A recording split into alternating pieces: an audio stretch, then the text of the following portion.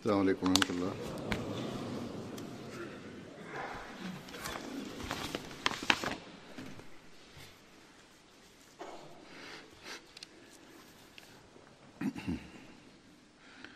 أشهد أن لا إله إلا الله وحده لا شريك له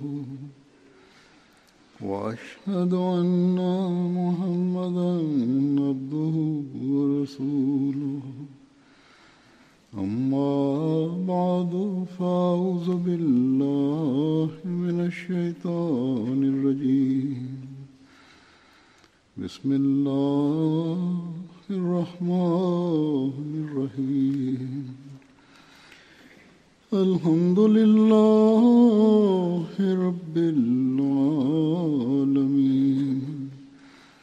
الرحمن الرحيم مالك يوم الدين إياك نعبد وإياك نستعين اهدنا الصراط المستقيم صراط الذين أنعمت عليهم غير المغضوب عليهم ولا الضالين.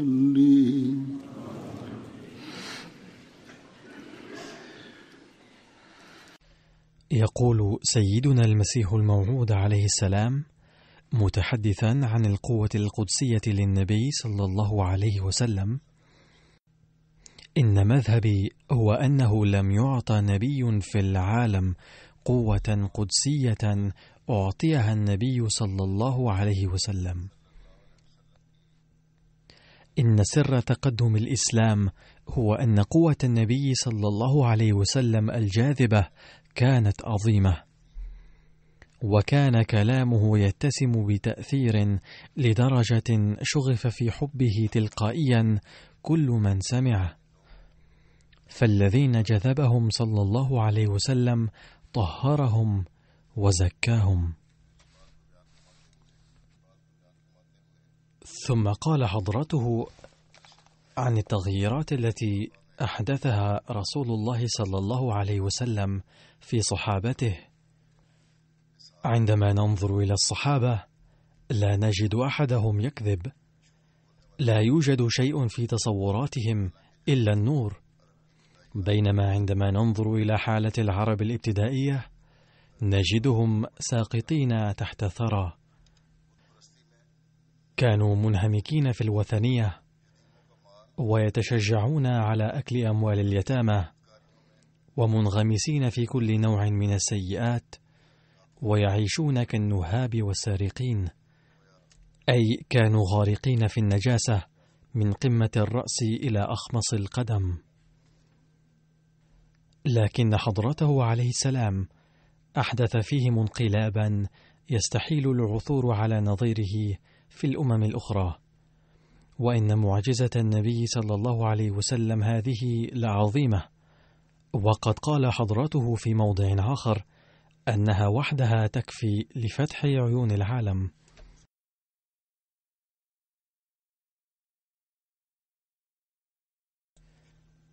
يقول حضرته عليه السلام: إن تغيير شخص واحد يكون صعبا، أي من المعلوم أن مهمة إصلاح شخص واحد فقط غاية في الصعوبة. أما النبي صلى الله عليه وسلم فقد عد قوما ضربوا لإخلاصهم مثلا أعلى حتى ذبحوا مثل الخراف والشياه من أجل الصدق الذي اختاروه. الحق أنهم لم يعودوا أناسا أرضيين، بل جعلهم تعليم النبي صلى الله عليه وسلم وهديه ونصيحته المؤثرة أناسا سماويين، ونشأت فيهم صفات قدسية. هذا هو نموذج الإسلام الذي نقدمه أمام العالم، وبسبب هذا الإصلاح والهداية سمى الله تعالى النبي نبوءة محمدا، فحمد في الأرض لأنه ملأ الأرض بالأمن والصلح والأخلاق الفاضلة الحسنة والصلاح.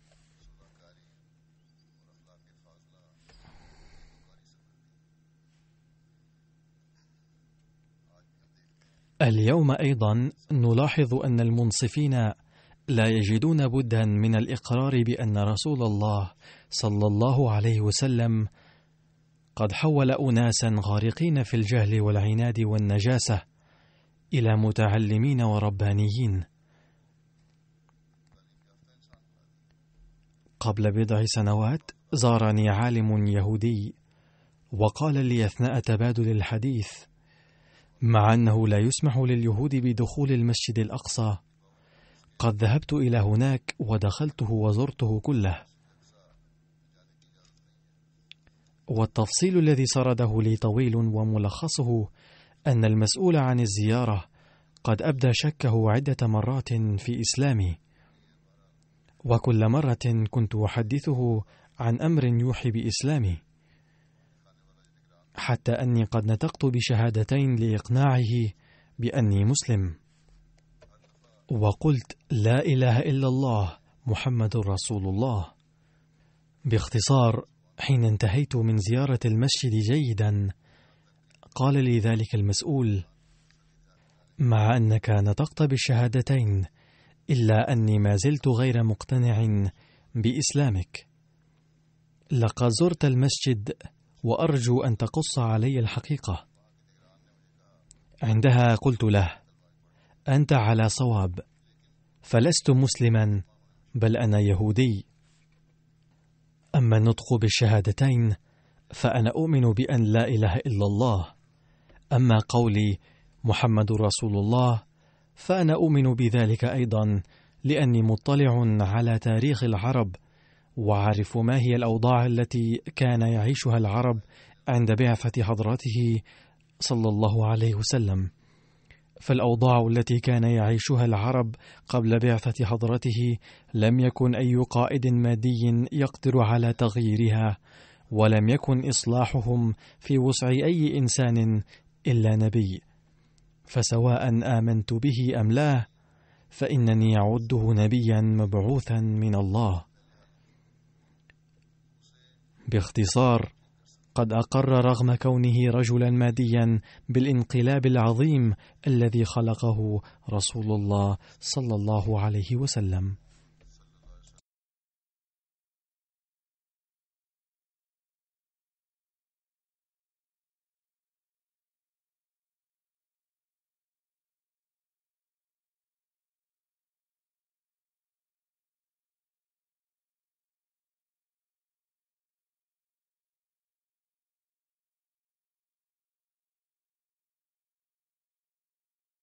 فالذين ينظرون اليوم أيضا بإنصاف إلى التغييرات غير العادية التي حدثت في الصحابة رضي الله عنهم بالقوة القدسية للنبي صلى الله عليه وسلم، فلا يجدون بدا من التسليم بأنه صلى الله عليه وسلم كان فعلا رسولا من الله. فعن الصحابة ومكانتهم الرفيعة، وعن التغييرات العظيمة التي ظهرت فيهم، قال سيدنا المسيح الموعود عليه السلام في موضع: إن نماذج الصحابة تعكس سيرة جميع الأنبياء. إن الله يحب العمل فقط، فقد تحمل الصحابة بأن يذبحوا في سبيل الله كالشياه، وإن مثلهم كمثل هيكل النبوة الجارية من آدم عليه السلام، أي الشكل والصورة والمقام والتصور للنبوة يوجد من زمن آدم، ولكن ما كان يدرك كنهها وعظمتها، ولكن الصحابة أروها ساطعة وبينوا ما الذي يقال له الصدق والوفاء. ثم إن الحياة البعيدة عن كل أسباب الراحة عاشوها هي الأخرى بصورة منقطعة النظير. إن حزب أصحاب النبي صلى الله عليه وسلم كان حزبا عجيبا وحريا بالتقدير والتقليد. كانت قلوبهم عامرة باليقين.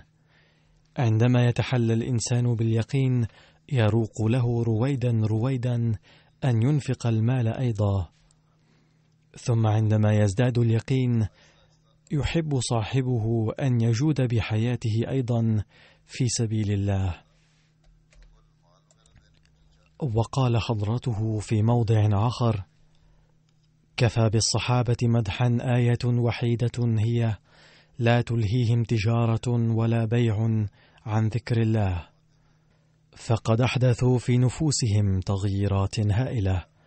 وإن الإنجليز أيضا يقرون بأن الحصول على نظير الصحابة متعذر، فشجاعة البدو وبسالتهم العظيمة لمدعاة للعجب. المؤمنون حائزون على كمال تام في حب الله تعالى، بحيث لا تحول دونه المشاغل الدنيوية مهما كثرت.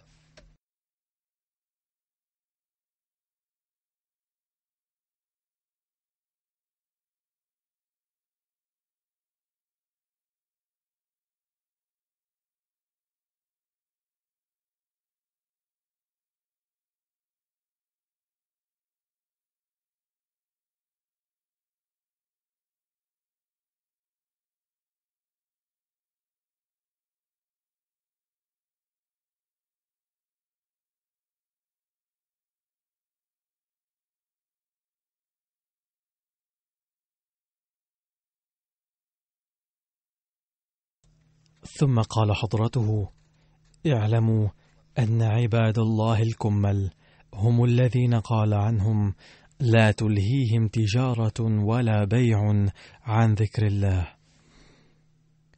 عندما ينشئ القلب علاقة صادقة وحبا صادقا مع الله تعالى لا ينفصل عنه قط.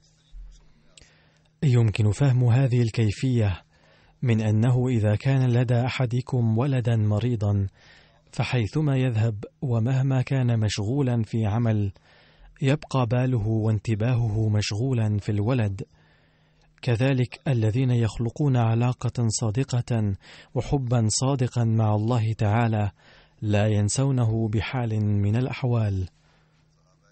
فالصحابة الكرام رضوان الله عليهم أنشأوا العلاقة الصادقة بالله وعشقوه، بحيث كان من المستحيل أن يغفلوا عنه أو يتقاعسوا عن تقديم تضحية ما. فهناك أمثلة كثيرة للصحابة.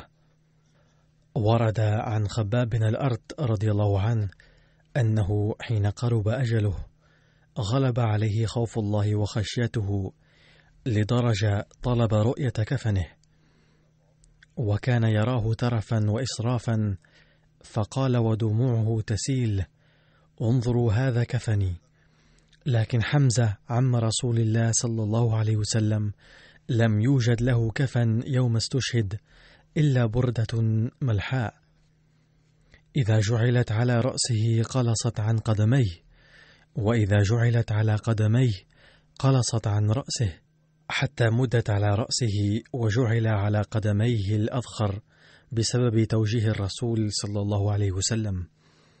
وقال أيضا بغاية الخشية: لقد رأيتني مع رسول الله صلى الله عليه وسلم ما أملك درهما، واليوم بسبب بركة رسول الله صلى الله عليه وسلم وبسبب نعم الله تعالى ولقبوله هذه التضحيات قد أعطاني مالا لحد أن في الصندوق الموضوع في جانب بيتي الآن 40,000 درهم. وقال: لقد أعطاني الله تعالى من المال ما أخاف أن يكون ثوابا لأعمالي في هذه الدنيا، وأخشى أن أحرم من جزاء الآخرة.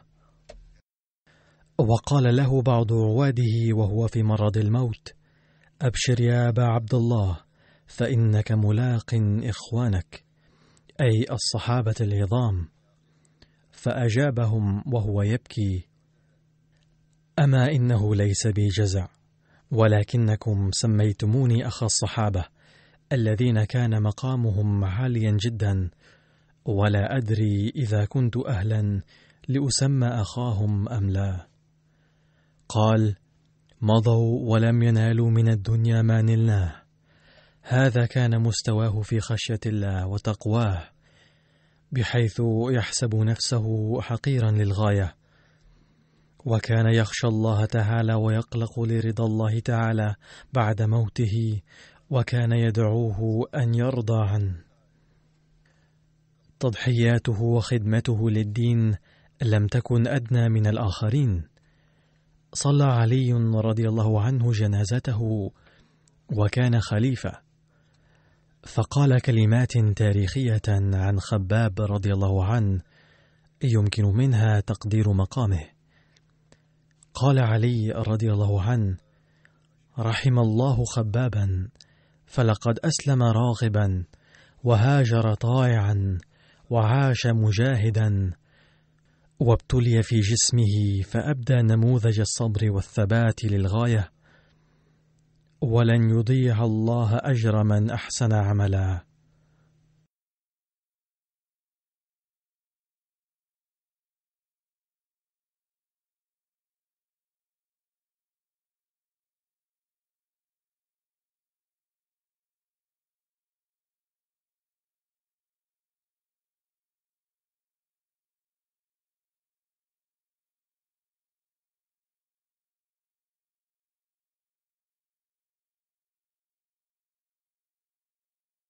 ثم انظروا كم كان مقام خباب رضي الله عنه عظيما في نظر عمر رضي الله عنه. ذات يوم دعا عمر رضي الله عنه خبابا وأجلسه على متكئه وقال: يا خباب، أنت تستحق أن تجلس معي على هذا المتكأ، وما على الأرض أحد أحق بهذا المجلس من هذا إلا بلال رضي الله عنه، لأنه لقي أذى كثيرا لقبوله الإسلام في أول أيامه.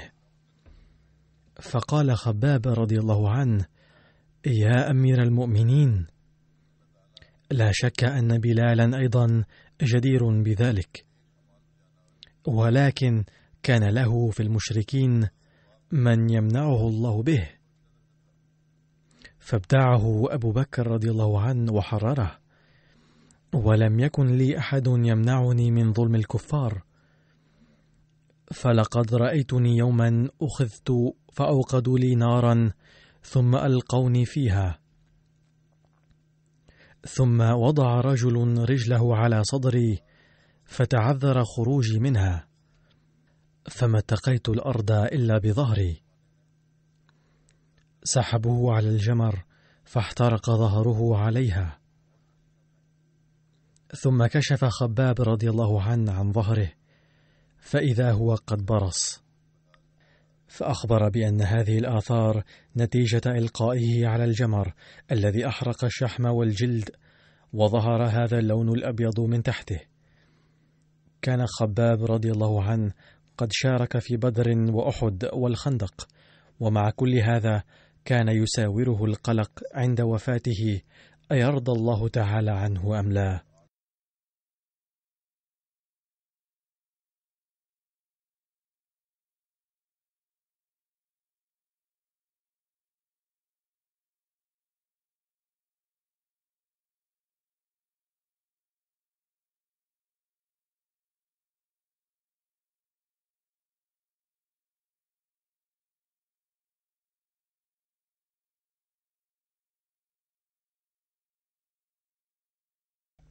ثم كان من الصحابة معاذ بن جبل، ورد عنه أنه كان ملتزما بالتهجد ويصلي صلاة طويلة. ذكر بعض أصدقائه تهجده فقال: كان معاذ بن جبل إذا تهجد من الليل قال: اللهم قد نامت العيون، أي نام الجميع في هذا الوقت، وغارت النجوم، وأنت حي قيوم، اللهم طلبي للجنة بطيء، أي إنني مقصر في أعمالي، وهربي من النار ضعيف، أي أعرف أن الوقاية من النار تتطلب القيام بالحسنات، ولكنني ضعيف في ذلك حتى أحمي نفسي من النار. اللهم اجعل لي عندك هدى ترده إلي يوم القيامة، إنك لا تخلف الميعاد. كان ينفق في سبيل الله تعالى كثيرا، حتى كان يقع تحت الدين بسبب هذا الإنفاق. قال ابن كعب بن مالك عن معاذ رضي الله عنه: كان سلوك الله تعالى مع معاذ غريبا، كان شابا جميلا ومعطاء، وكانت أدعيته تستجاب بكثرة، وكان لا يسأل شيئا إلا أعطاه الله إياه. كان الله تعالى يعامله معاملة خاصة، وإذا صار عليه دين هيأ الله تعالى أسبابا لسده أيضا، وكان الله تعالى قد منحه فهما وفراسة عجيبين.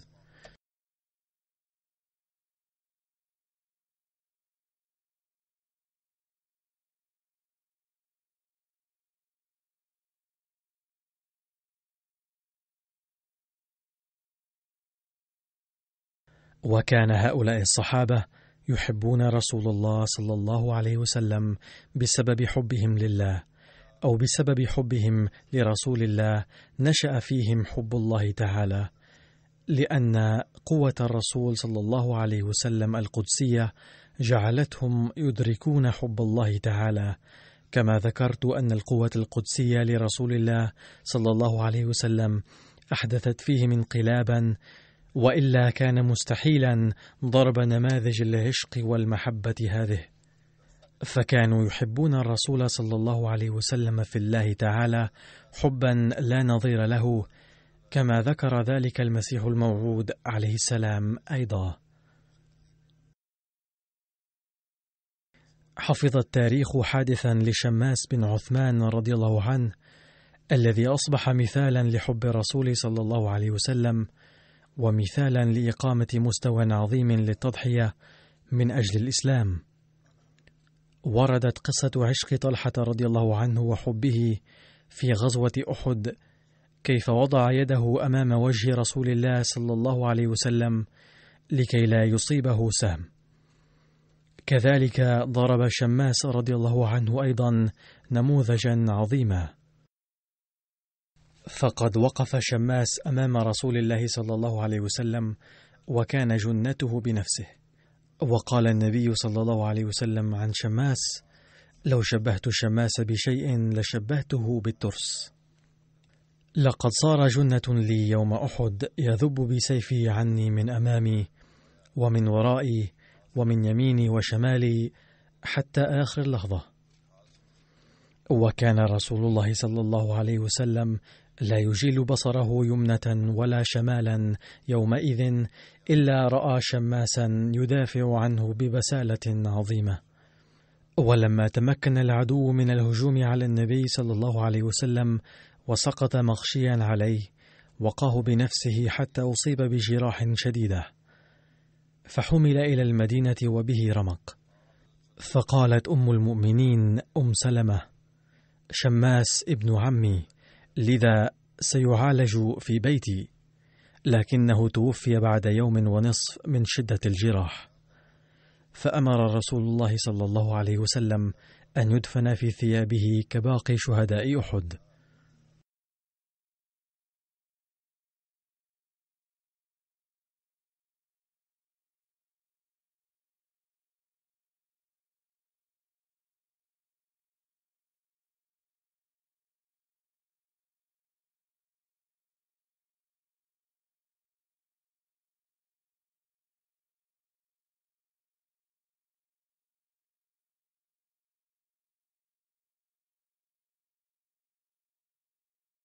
وهناك صحابي آخر هو سعيد بن زيد زوج أخت عمر رضي الله عنهم، وهو الذي رفع عمر يده لضربه بسبب إسلامه، فحالت أخته بينهما فجرحت، مما أثر في عمر تأثيرا كبيرا فمال إلى الإسلام. وهناك واقعة تدل على ما كان يتمتع به سعيد من الغنى وخشية الله. كانت عنده أرض يعيش على ما تدر به عليه، فخاصمته امرأة كانت أرضها مجاورة لأرضه، مدعية أنه قد أخذ من أرضها، فقال: أعطيها أرضي كلها ولا أخاصمها. وسلم لها أرضه قائلا: سمعت رسول الله صلى الله عليه وسلم يقول: من أخذ شبرا من الأرض بغير حقه طوقه في 7 أراضين يوم القيامة. فلا أريد أن أتهم بهذه التهمة وأخاصمها، فما هذه الأرض وما قيمته؟ فتنازل عن أرضه، غير أنه برأ نفسه من تهمتها بالدعاء عليها، إذ كان مجاب دعاء جدا، وقال: اللهم إن كانت كاذبة وظالمة لا مظلومة فخذها واجعل مصيرها سيئة. يقول الراوي: فرأيتها ماتت عمياء وصارت عبرة لمن يعتبر.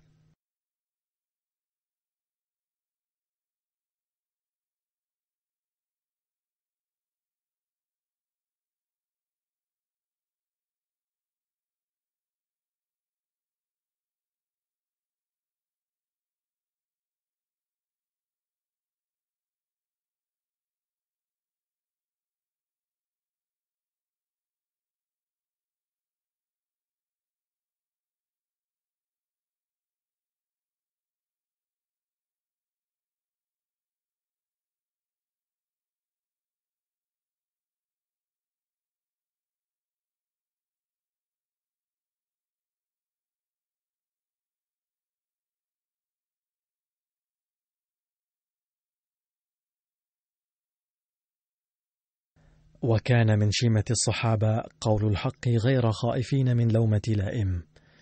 فقد ورد عن سعيد بن زيد أنه كان في المسجد الجامع بالكوفة مع واليها من قبل معاوية، وكان الوالي أكرمه واحتفى به وأجلسه بجنبه، فتحدث رجل من الكوفة عن علي رضي الله عنه بكلام سيء، فغضب سعيد بن زيد غضبا شديدا، ولم يفكر أن من الحكمة أن يلزم الصمت لأن هذا الرجل يتكلم أمام الوالي، كلا، بل قال: أشهد على رسول الله صلى الله عليه وسلم أني سمعته وهو يقول: 10 في الجنة، أبو بكر وعمر وعثمان وعلي وطلحة والزبير بن العوام وسعد بن مالك وعبد الرحمن بن عوف. وقال: لو شئت لسميت 10. قال: فقالوا: من هو؟ فسكت. قال: فقالوا: من هو؟ فقال: هو سعيد بن زيد. ومن الأحاديث المروية عنه أن أكبر الربا أي الحرام النيل من عرض المسلم، لكن الأسف أن المسلمين قد نسوا هذا الحكم النبوي، إذ نجدهم في كل الصعد أدناها وعلاها يهجمون على أعراض إخوانهم المسلمين من أجل مآربهم الشخصية. ثم هناك الصحابي صهيب بن سنان الرومي رضي الله عنه، لما أذن الله للمسلمين بالهجرة أراد أن يهاجر، وكان عبدا أعتق ثم تحسن وضعه، حيث قام بالتجارة الرابحة وكسب فيها كثيرا وأصبح من كبار التجار. فلما أراد الخروج مهاجرا قال له كفار قريش: أتيتنا سعلوكا حقيرا فكثر مالك عندنا، ثم تريد أن تخرج بمالك ونفسك؟ والله لا يكون ذلك. فقال لهم: أرأيتم إن جعلت لكم مالي أتخلون سبيلي؟ قالوا: نعم. فسلم لأهل مكة نصف أمواله، ولما خرج بعائلته قاصدا المدينة تبعه نفر من قريش، وكان صهيب شجاعا وراميا مجيدا، فلما رآهم مطاردين له أخرج كل السهام من كنانته ونثرها على الأرض، وقال لهم: يا قريش، تعلمون أني أفضلكم رماية، ولن تخلصوا إلي حتى آخر سهم عندي، ثم معي سيفي، فلا بد لكم من قتالي، فالأفضل لكم أن تدعوني أذهب بسلام وخذوا مني النصف الباقي من مالي الذي قد جعلته في مكان كذا. فبحكمة بالغة افتدى نفسه وأهله وأولاده بماله، ووصل إلى المدينة بسلام. ولما حضر عند النبي صلى الله عليه وسلم وأخبره كيف افتدى نفسه وإيمانه بماله، قال صلى الله عليه وسلم: ربح البيع أبا يحيى.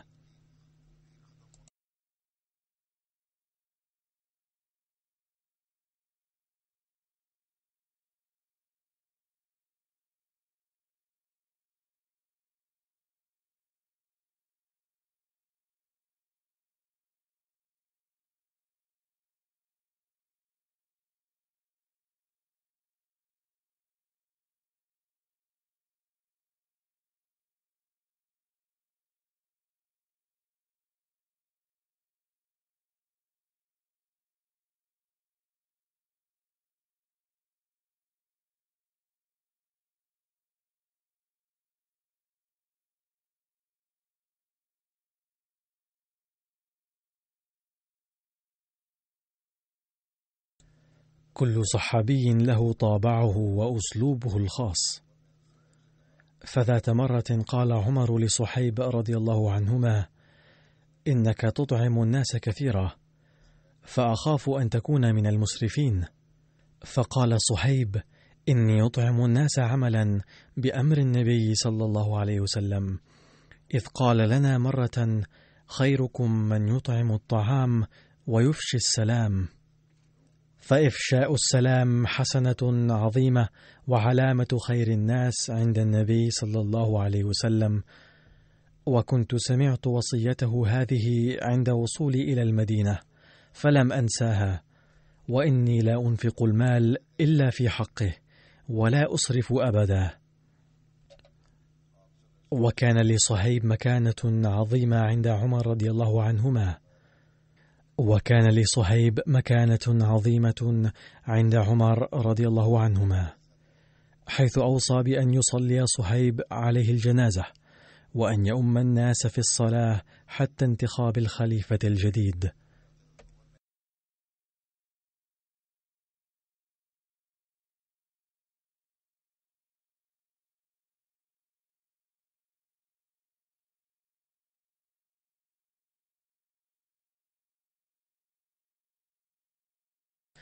ثم هناك الصحابي أسامة، وهو ابن زيد الذي كان عبدا فاعتقه النبي صلى الله عليه وسلم.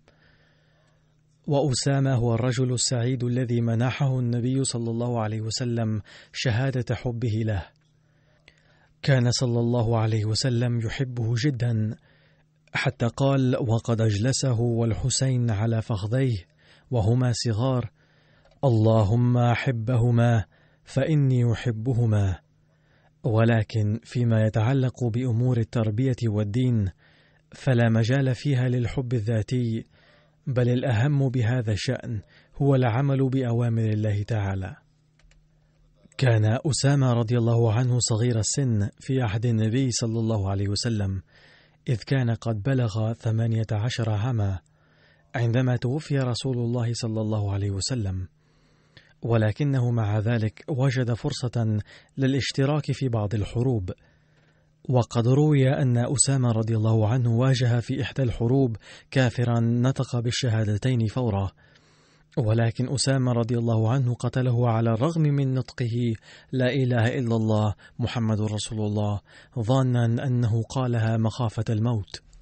يقول أسامة رضي الله عنه أنه ذكر الحادث للنبي صلى الله عليه وسلم، فقال رسول الله صلى الله عليه وسلم: أقال لا إله إلا الله وقتلته؟ قال: قلت يا رسول الله إنما قالها خوفا من السلاح. قال: أفلا شققت عن قلبه حتى تعلم أقالها أم لا؟ فما زال يكررها علي حتى تمنيت أني أسلمت يومئذ.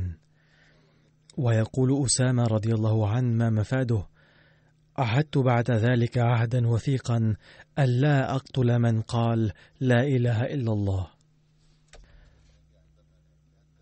يقول حضرة الخليفة: ليت المسلمين المعاصرين يفهمون هذه الأمور، فمن ناحية يظلمون غير المسلمين باسم الإسلام، ومن ناحية أخرى يقتلون إخوانهم المسلمين. خذوا مثلا الحرب الجارية في سوريا منذ عدة سنين، يقال إن مئات آلاف الناس قتلوا فيها منذ بدئها، والمسلمون هم الذين قتلوا المسلمين.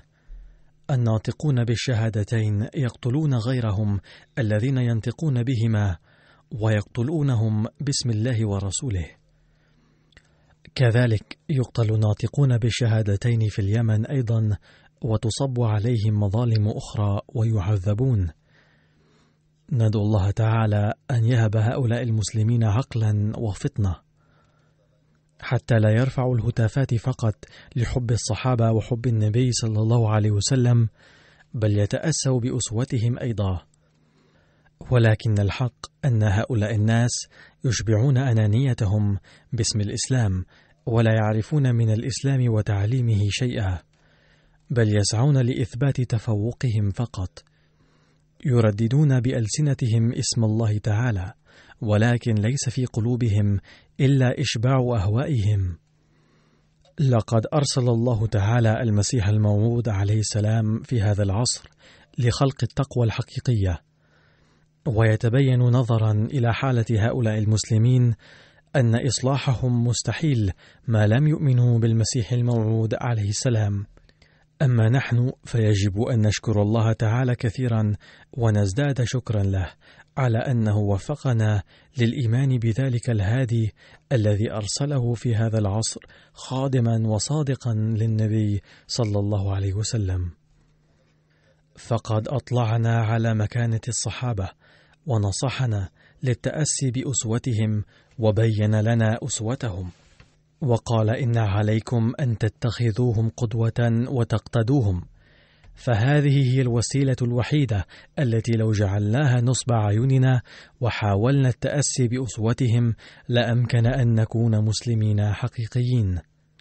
يقول المسيح الموعود عليه السلام: الحق أنه ما لم يحضر الإنسان على عتبات الله تعالى متخليا عن أهوائه ورغباته لا ينال شيئا بل يواجه الخسارة، ولكن عندما يتخلى عن أهوائه ورغباته الشخصية ويأتي إلى الله صفر اليدين وبقلب نزيه يعطيه الله تعالى ويأخذ بيده. ولكن الشرط هو أن يكون الإنسان جاهزا للموت، ولا يعير للخزي والموت في سبيله أدنى اهتمام.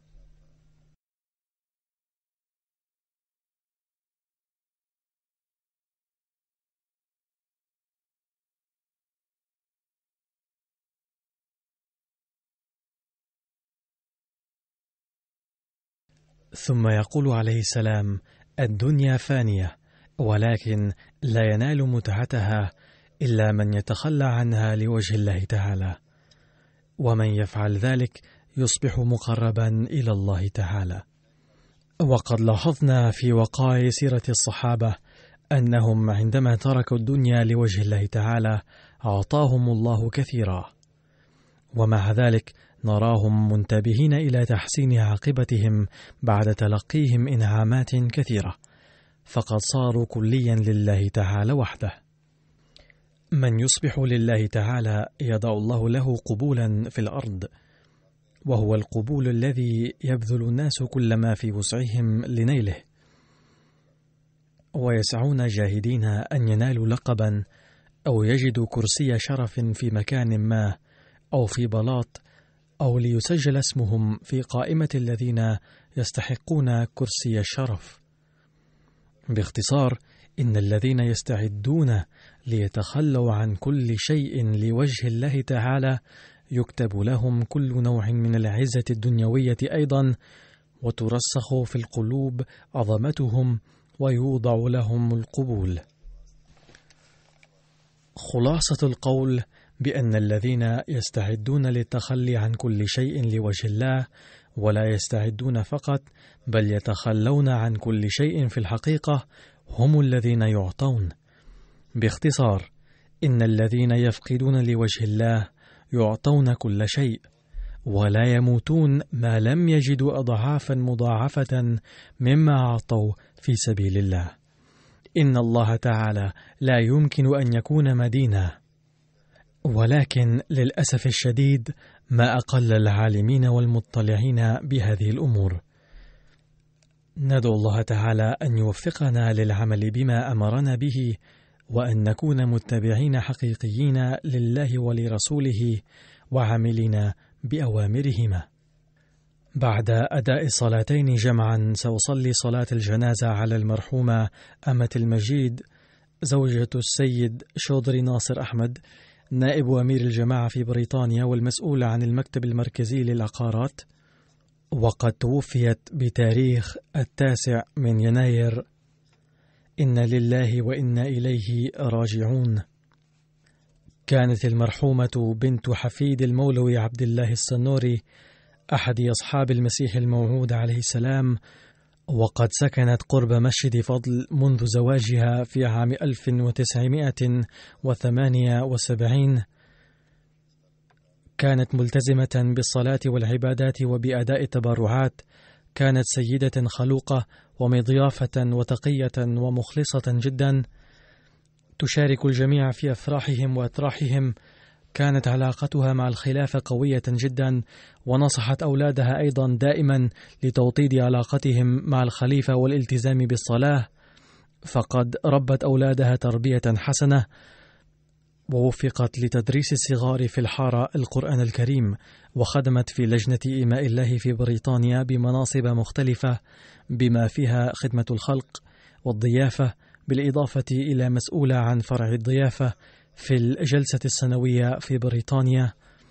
وتركت وراءها زوجها شودري ناصر أحمد و4 بنات. تقول رئيسة لجنة إيماء الله الحالية والسابقة السيدة شمائلة أن المرحومة كانت تحسن معاملة الجميع بالحب، وكان الجميع يشعرون بحسن معاملتها وحبها.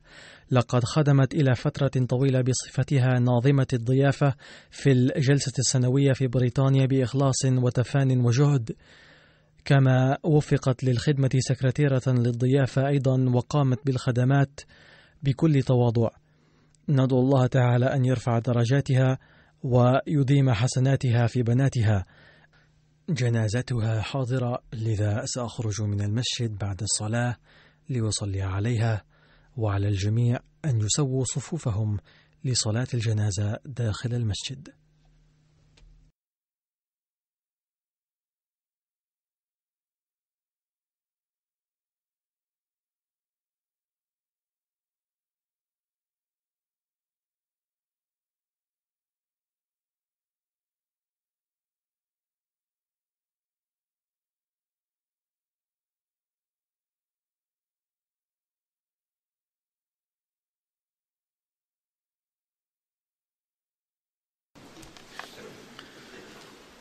الحمد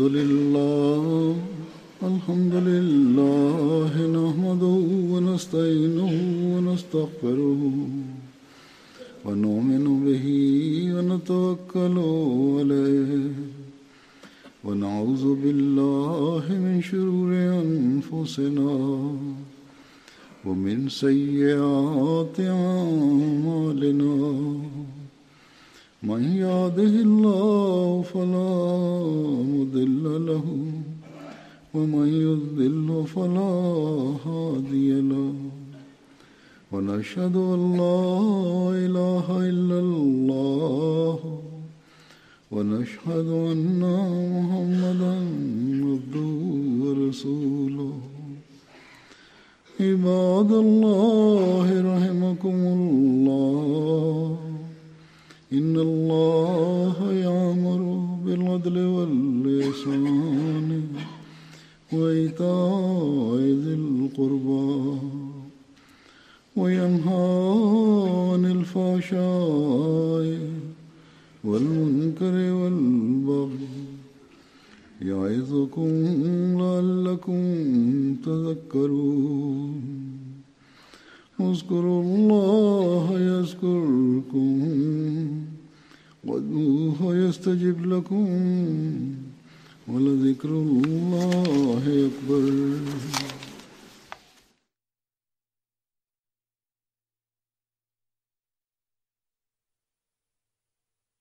اللهم صل على محمد وعلى آل محمد